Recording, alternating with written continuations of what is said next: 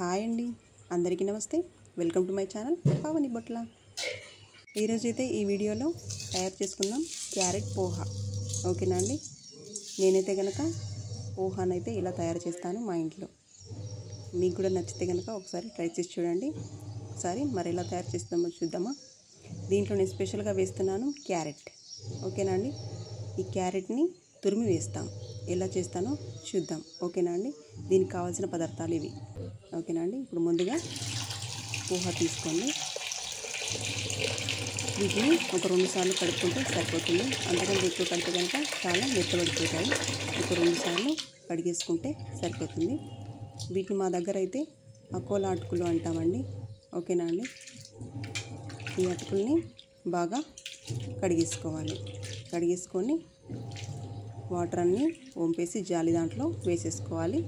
ఒక 15 మినిట్స్ అలా పెట్టేస్తే కనుక పొడి పొడి అయిపోతాయి అటుకులన్నీ. ఓకేనా అండి.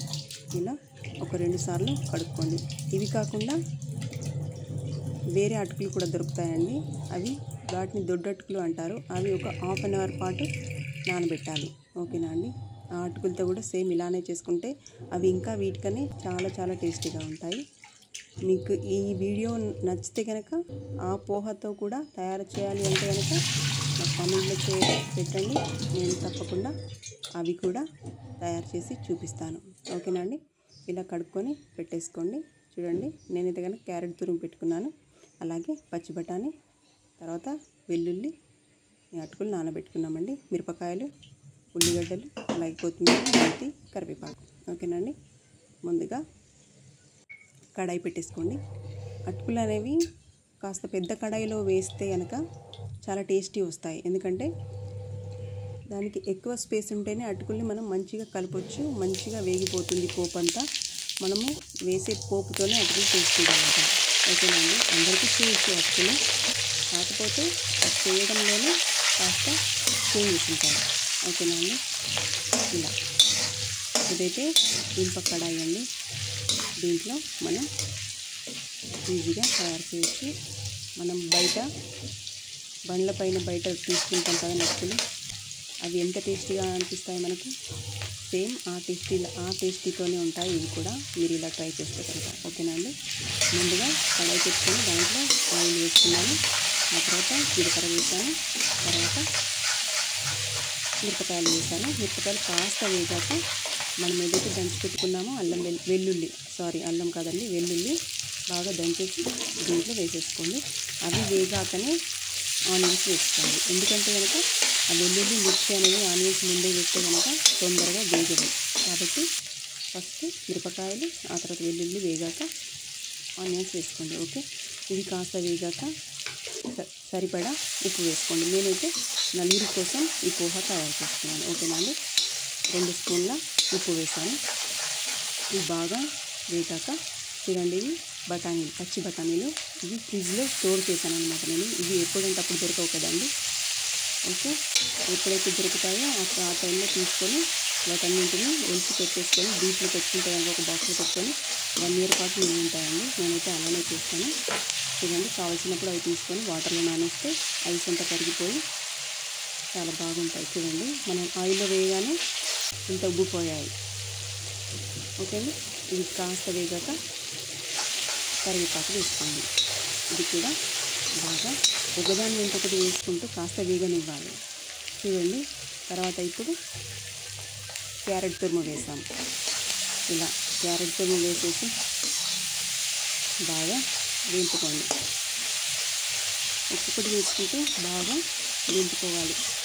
ఇలా వేగాక ఇప్పుడు దీంట్లో కాస్త మెంతి కూర వేసుకుంటున్నాను. ఓకేనా అండి. అన్నీ వేసాక ఆకుకూరలు వేస్తున్నాను. ఎందుకంటే ఆకుకూరలు కాస్త పచ్చిగా ఉంటాయి కదండి, పోపు అనేది తొందరగా వేగదు. అందుకోసమే అన్నీ వేగాక చివరిలో మనకు కావాల్సిన కొత్తిమీర, మెంతి వేసేసి బాగా కలుపుకుంటున్నాను. ఇలా పోపు అనేది మంచిగా వేగితే కనుక అటుకులు అనేవి చాలా టేస్టీ వస్తాయి. మనకు బయట బండ్లపైన దొరికే అటుకులు అయితే కనుక పెద్ద కడాయి పెట్టి పోపు అనేది పెద్ద మంట మీద మంచిగా వేయించుతారు. అందుకోసమని అవి చాలా టేస్టీగా ఉంటాయి. మనం కూడా ఇంట్లో ఇలా కాస్త పెద్ద కడాయి పెట్టుకొని ఉంటే కనుక పెట్టుకోండి. ఓకేనా అండి. నా దగ్గర కడాయి ఉంది కాబట్టి నేను చేస్తున్నాను. అలాగే ఇది కాస్త వేగాక మీకు కలర్ కావాలి, ఎల్లో కలర్లో ఉండాలి అంటే కాస్త పసుపు వేసుకోండి. ఇది ఆప్షనల్ అండి, మీకు నచ్చితే వేసుకోండి, లేదంటే లేదండి. ఓకేనా అండి. ఇది బాగా వేగనివ్వాలి. ఒక 2 నిమిషాలు అలానే వదిలేయండి. మంచిగా టేస్టీగా ఉంటుంది పోపు ఇలా వేగితే. ఓకేనా అండి. అది వేగిపోయింది కదా. ఇప్పుడు అటుకులు చూడండి కాస్త ముద్దలా అయిపోతుంది కదా అండి. అది పొడి పొడిలా చేసుకుంటూ ఈ కడాయిలో వేసుకోండి. ఇలా పొడి పొడి చేసుకుంటూ వేసుకుంటే ముద్దలా ఉండదన్నమాట. ఇలా పొడి పొడి చేసుకుంటూ అటుకులన్నీ మొత్తం వేసేసుకోండి. ఓకే, వేసేసి మనం వేసిన పోపు అంతా ఈ అటుకులకు కలిసేలా బాగా కలుపుకోవాలి. దీంట్లో ఏంటంటే ఉప్పు అనేది మంచిగా ప్రతి ఒక్క అటుకుకి తగలాలి కాబట్టి మంచిగా కలిపితేనే మనకి ప్రతి దాంట్లో ఉప్పు అనేది కలుస్తుంది. ఓకేనా అండి.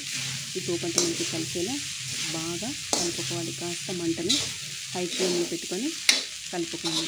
ఎందుకంటే కాస్త అడుగు భాగంలో క్రిస్పీ అవుతుంది ఒక్కొక్క అటుకు.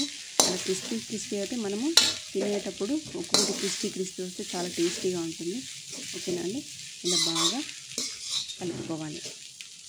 ఇలా కలుపుకున్న తర్వాత చివరిలో కాస్త పైన కొత్తిమీర చల్లేసుకొని మూత పెట్టేసి ఒక 5 నిమిషాల పాటు వేడి కానివ్వండి. వేడయ్యాక తీసుకొని వడ్డించుకోవడమే. ఓకేనా అండి. ఈ వీడియో కనుక మీకు నచ్చినట్టయితే నా వీడియోని లైక్ చేయండి, షేర్ చేయండి, కామెంట్ చేయండి. అలాగే నా ఛానల్ని సబ్స్క్రైబ్ చేసుకోండి. ఓకేనా అండి. చూడండి ఎంత బాగా ఉన్నాయో, చూడడానికే కలర్ఫుల్గా కనిపిస్తున్నాయి కదండి. వేడి వేడి పోహ ప్లేట్లో వడ్డించుకొని తింటే అంతే చాలా రుచిగా ఉంటుంది. కావాల్సి దాంట్లో కాస్త నిమ్మకాయ పిండుకొని, మనం క్యారెట్ వేసాం కదండి, దాంట్లో కొంచెం కూడా క్యారెట్ అనేది వేసినట్టు కనిపించదు. ఓకేనా అండి.